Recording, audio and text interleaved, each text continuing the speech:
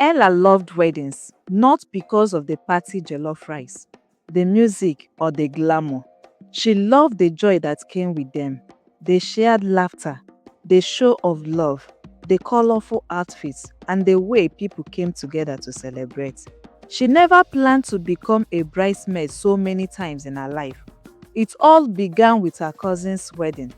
Her cousin had asked her to be her bridesmaid, not only because of their close relationship, but also because Ella had always had a natural talent for color selection and combination.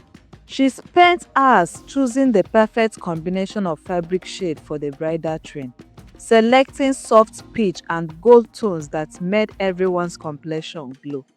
On the day of the wedding, she arranged the accessories with care and helped the bride stay calm throughout the busy day. Her gentle nature and sense of order made her a quiet anchor in the storm of wedding excitement. Everyone noticed her calm presence. She moved through the day like someone born for the role, fixing veils, straightening dresses, and bringing laughter when stress crept in. By evening, guests were already asking for her contact, telling her she had a gift for handling brides. That first experience planted something in her. She discovered joy in helping others have a beautiful day. She didn't see it as servitude, but as a chance to make people happy, to bring beauty and peace into moments that often became chaotic. Soon, her aunties began calling, friends of her mother, women from church, and even neighbors who barely knew her wanted her to be part of their weddings. Every wedding planner in the area knew her name. Every bride wanted her presence. And so, Ella became the perfect bridesmaid. Before long, Ella was at a wedding almost every weekend. She lost count of how many times she had walked down the aisle as a bridesmaid, smiling through long hours of photos and celebrations. Each gown she wore represented another story, a couple, another celebration of love. Her wardrobe was a museum of different types of fabrics: satin, chiffon, lace, silk, among others, in every shade you can imagine: royal blue, emerald green, tomato red, burnt orange, champagne gold, and many more. Each outfit carried a memory, a smile, a dance step, a thank you from a bride she has supported. There was the coral lace from her childhood friend's wedding, the royal blue gown from her church sister's ceremony, and the rose pink gown from a distant cousin's big day. With every wedding, her confidence grew. She became known as the calm, graceful bridesmaid who never complained and who had a way of keeping brides calm. She knew the right flowers to pair with certain fabrics, the perfect hairstyles to match each neckline, and the most flattering poses for wedding pictures. She became a quiet legend in her community, the dependable young woman every bride wanted by her side. In the years that followed, Ella's weekends were rarely free. Her name has spread beyond her street, beyond her church, and even to other towns. Brides who had never met her in person sought her out after hearing about her calm nature and skill in choosing colors. Some said she brought peace wherever she went. Others said her presence guaranteed a smooth wedding. She accepted the invitations with joy, never complaining, always grateful to be part of other people's happiness. Her life became a series of wedding rehearsals and bridal showers. Though she was happy doing it, people soon began to talk. Almost all her friends are married. Many of them had called her to be their bridesmaid, which she gladly did.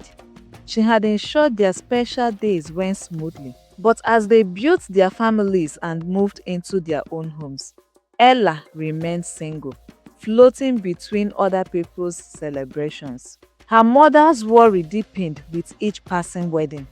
She would sit and watch her dress happily for a wedding, her face showing deep worries. She loved Ella deeply and was proud of her, but she couldn't shake the fear that her daughter was stuck in a circle of celebrating others without being celebrated. She felt that the more Ella stood beside Bryce, the further she drifted from becoming one herself. She pleaded with her to stop, convinced that a break would open the way for her own marriage. But Ella believed otherwise. She saw no shame in celebrating others. For her, there was beauty in clapping for others until it was her turn. People began to whisper. Soon it turned to open mockery. Those who once admired her began to say she would forever remain a bridesmaid. Some said she might be under a curse because they couldn't understand how she could be happy being a bridesmaid for others again and again without feeling ashamed as the years passed. And she wasn't getting any younger. Others said she was too available and too comfortable in other people's happiness. There were those who said that she secretly enjoyed the attention, that she preferred being in the spotlight of ceremonies rather than building her own home. Some offered concerned advice, others laughed behind her back. One Sunday after church, Mama Obinna told her it would be nice if she met the prayer team of the church and booked a deliverance session. She needed to be delivered from the spirit of enjoying singlehood. The sting of those words pierced Ella's heart, but she didn't say anything. Ella never let their words show on her face. She kept her smile steady and her heart soft. But in quiet moments, when she sat alone among the rows of colorful dresses hanging in her wardrobe, she sometimes wondered if she was doing something wrong. When Oge, the last of her circle of friends, got married, the mockery around Ella became louder. She was now the only single one among them. The rest were married, some already with children.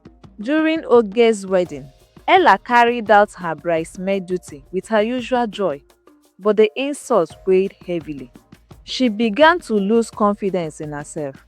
She started to doubt her own words. The music, the laughter, the cheer, they all seemed distant. As she danced and smiled, she could feel the eyes on her, filled with judgments. When the wedding was over, she went home exhausted. The dresses hanging in her room suddenly looked different. For the first time, she saw them not as memories, but as reminders of what people said she would never have. She felt the weight of each one pressing on her chest. Barely 2 months later, her younger sister Chi-Chi announced her engagement. The news filled the family with joy, but it also stirred fresh gossip. Once again, attention turned sharply to Ella. People wondered if she would stand as a bridesmaid again, this time at her younger sister's wedding. Even her mother worried about the gossip and how it might hurt her. She gently suggested that someone else could take the bridesmaid place. Her sister even told her it was okay if she chose not to be her bridesmaid. Ella thought long about it. Her heart was weary. Her name was already associated with cruel jokes, and her once bright spirit had dimmed. Yet, she refused to let their mockery break her. She decided that she would stand by her sister, not as a symbol of shame, but as a sister fulfilling her role with love. One quiet morning, just few weeks before her sister's wedding, Ella was still in bed when her phone began to buzz non-stop. Missed calls, messages, notifications flooding in from social media. At first, she thought something had happened at church or in their neighborhood. But when she opened her phone, her heart froze. Her sister's message was the first thing she saw.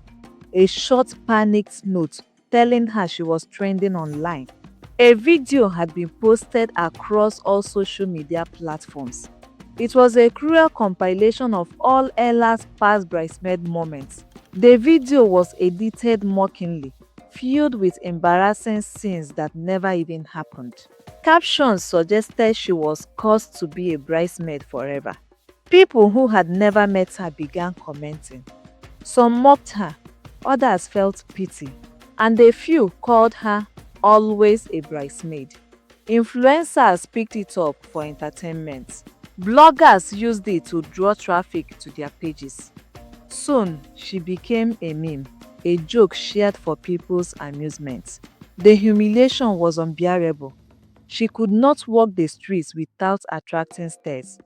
Even those who once admired her avoided her now.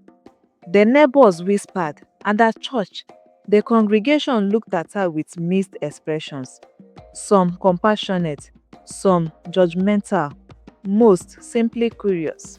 Her mother was devastated. The woman who had once worried quietly now raged at the injustice. She blamed herself for not insisting that Ella stop earlier. Chichi stayed by her side, shielding her from further pain. Friends who truly cared reached out, reminding her that she was not defined by the gossip. Ella was deeply hurt. When did it become wrong to share in other people's happiness? She couldn't understand why something so genuine was being twisted into shame. The laughter of strangers echoed in her mind. The flood of messages on her phone became overwhelming. For every kind word, there were dozens of cruel insults. Tired and broken, Ella finally deleted her social media account, choosing silence over shame. Reporters and bloggers began contacting her, pretending to want her side of the story, but most only wanted to use her pain for views. Ella could no longer go out. Somehow, the media had discovered where she lived, and reporters were always outside her house, waiting for her to step out. The colorful dresses that had once brightened her room now felt like reminders of ridicule. She thought about giving them away, burning them, or simply hiding them from sight. Yet, each time she touched one, memories came rushing back. Memories of smiles, laughter, and the joy she once felt helping others. In the silence of her room, Ella realized how fragile public opinion could be. The same people who had cheered her now mocked her. The same faces that once called her lucky now treated her as a cautionary tale, all because she was still single. Though wounded, Ella resolved not to bow to shame. She decided she would still be her sister's bridesmaid.